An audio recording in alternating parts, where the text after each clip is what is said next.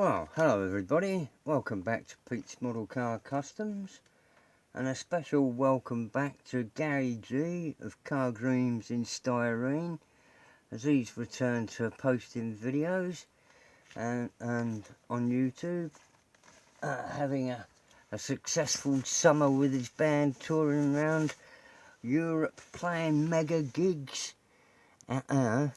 Great stuff, boogie on down. I saw this funny car the other day and just couldn't resist it, and it's got me written all over it, or rather it's got mad written all over it. It's going to fall over now, isn't it? Rest on the rabbit ears. But I saw that and just had to have a look at it, because I don't know what's in. These are called Pro Finish kits, and basically it's a snap together on a quite elaborate scale. I haven't really had a chance to go through it all, and no doubt I'll alter it. But I couldn't resist grabbing hold of it just for the sheer that it's a mad model for a mad world. I ain't gonna have another mad. That'll probably be have Columbia or United Artists after me for having too many mads in a mad world. Anyway, what I really wanted to discuss was back over here. A lot of this is for Doug at DB's Scale Models. He was asking me about the distributors the other day, so I sort of broke some things down into parts. But also there's the front wheels from Dyno Don's Eliminator 2, and also the scoop for that, which I've changed a little bit. I've got a variety of tubes here I want to go through, and for those who haven't been with me very long, is this my great sprue drilling jig, and it's all got a point. And if I can get my verbals around it properly, I'll explain the points. Hopefully I can still get into this corner and move it about. On the Dyno Don dragster kit, it comes with solid plastic tyres. As you can see, these are now painted in inverted commas black. Because actually it's a very dark grey with a black wash over it. But the main thing really is to get the treads sorted out on them. Because once you've glued them together, you're left with a rather domed centre. And if I can squeeze these back off, the paint's holding that a bit. One will do. As you can see, white plastic on the inside. These are the plastic wheels from the Dyno Don kit, Eliminator 2, and any other. I think they come in several others. They are marked with Pirelli scripts on them, which is quite handy, but no sizes. But the main thing is, once you've got these two halves glued together, you're left with a rather curved centre. And if I can bring that up and get it to focus, you can see I've flattened that off and put in a load of tread lines. I flattened it off in a pretty standard way, as I sat and filed it flat, going round and round and round on quite a coarse bit of, well, initially straight on a file, and go round and round and round and take it off till you're left with a reasonably flat edge. I'll bring that up again. But putting in the treads, I use a specialist tool, and it's called a hacksaw blade. This one's 32 TPI, that's teeth per inch, and it'll, if I can get that up there, what I actually done went round and round and round steadily against the teeth of the hacksaw blade. And that, if I can get it to line up, I can't quite see. I wonder if it will zoom in that far. Tim in the background. Now what's it going to do? I've got two hands here and I can't focus without another hand. Go back a bit. I want to try and show you that it interlocks with the pitch of the thread.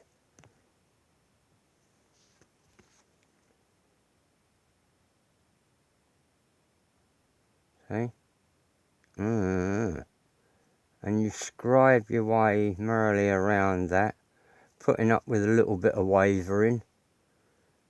And you could spend a lot more time getting it all to level up. But the idea was to get some impression of a real thread in there, rather than just bared off. On the Super Scooper, there was, on the scoop for the blower, there was quite bad seams around the edge of the mating surface. So I de-chromed it all, glued it together and filled in the gaps. But while I had it in half, I punched out 3 discs and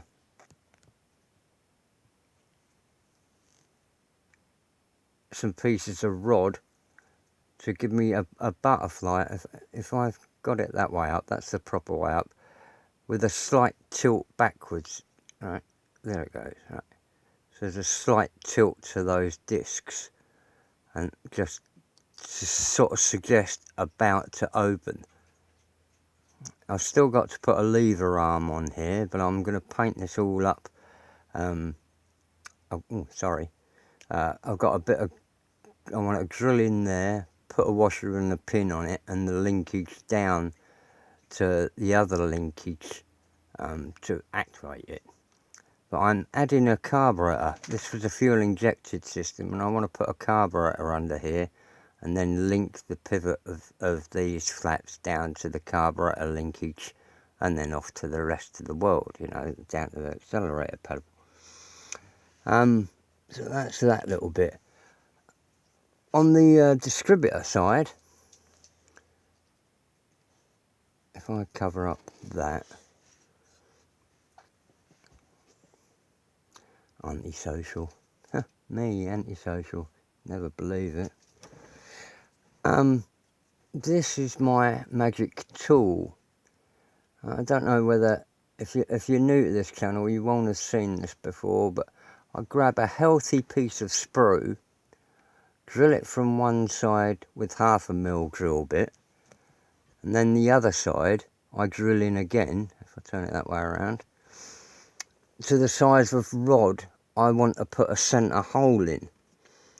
In this case, it was, let's just grab that end because I've done that.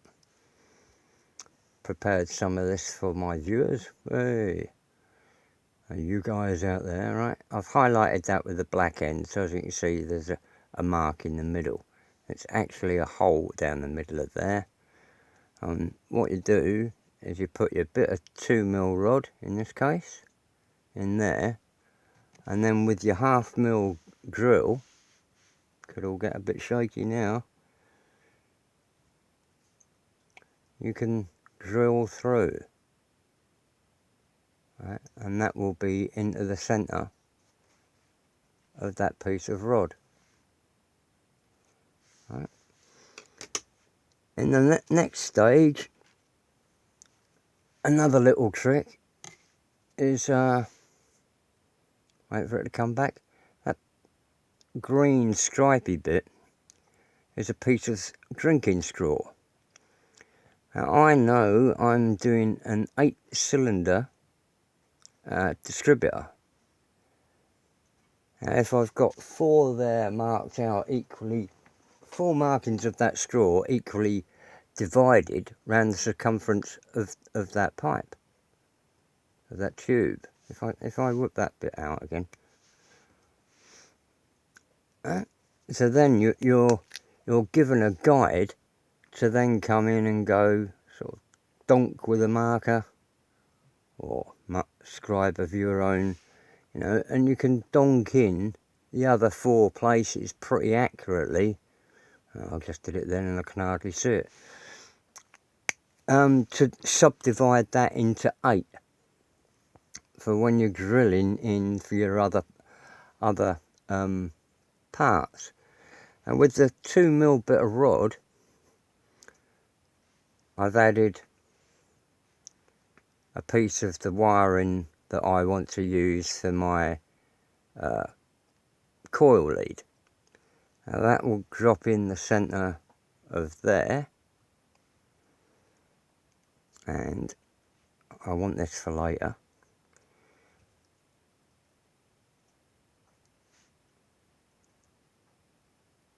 And we'll do that, and I'll push this in tight, you know, when I'm coming to do it.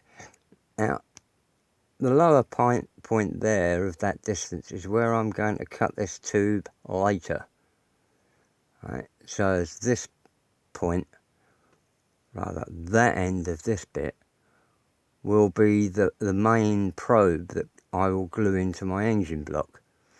As you can see, it's substantially longer than the straw area, so that will give me a good purchase in, you know, it will be located solidly. But it also gives me room to do more detailing on that section there, and possibly with a different sized tubing over the 2mm part and down underneath there, so you could step that down, as it were. You know, go that piece, it's 3mm, so then down a 2.5 sleeve, make a little ring on there, put it on there, plonk that all through, and it will all tie together.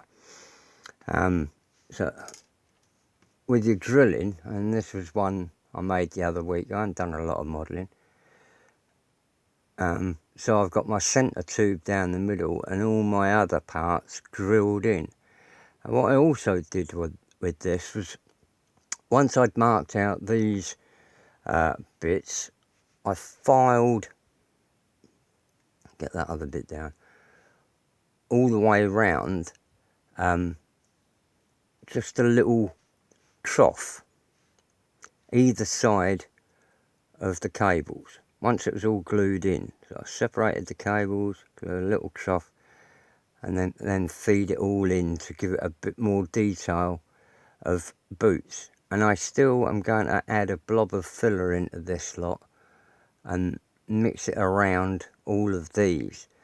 What I don't like about the sleeving idea from, say, the Detail Master things or whatever, is that they in a lot of photographs I've seen on the boots, there's a gap. It's slack, especially on some of the spark plug ends. And the whole point of these boots is to stop water getting in. They are not slack at all. You go out to your own cars and try pulling a spark plug cap off of the cable. It's a hard job to do because they're fitted on to give a good fit into the cable and to stop water coming out. If you've got a baggy piece of, you know, black tubing on the end of your spark plug lead with a hole around it, it's not, to me, it's not very convincing. They tend to taper, and I find filler and a bit of care and then painting will end up with a better looking cluster of boots and things, unless you've got vast amounts of money and can buy some sort of, I don't know what's available really. Certainly not much of it is over here available, so it's like international post once you've found someone anyway, and all for the sake of a couple of boots. But I'd like to, this really is a handy little gadget to make yourself, and where I've got this drilled 2mm this side, it could easily be 3mm, 4mm, 4.5, an eighth of an inch, a quarter of an inch, whatever size you're doing. But the main thing is drilling this pilot first. When you flip it over, you can bore down with any size to fit the tubing you want to centre, or rather rod that you want to centre. It also works on square. If you've got a hole big enough that a square piece of rod will fit down this hole, it will still be centred, and you'd be able to drill into a square piece. Or, you know, when you're pinning stuff for like a roll cage, if you've got a roll cage that's falling apart and need pinning, just make up a little jig like this that will be the diameter of your roll cage bars, and drill them and pin them and glue them. But anyway, glad to see Gary G back. I'm going to wrap this up now. Thanks a lot to Craig at D Factory Rat and Doug at DB Scale Models for their support recently. And best wishes from jolly old England.